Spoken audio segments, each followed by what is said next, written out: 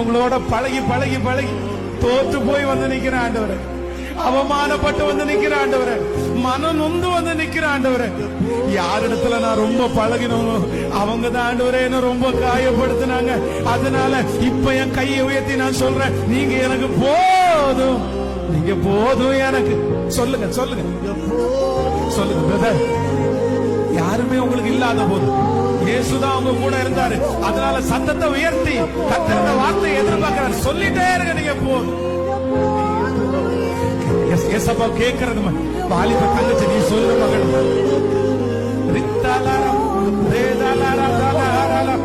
நிறைய பேருடைய எதிர்காலத்தை கத்தர் இப்பொழுது எழுதி கொண்டிருக்கிறத நான் பார்க்கிறேன்.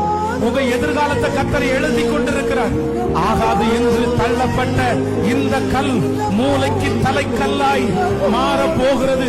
அது கத்தராலே ஆக போகிறது. அது நம்முடைய கண்களுக்கு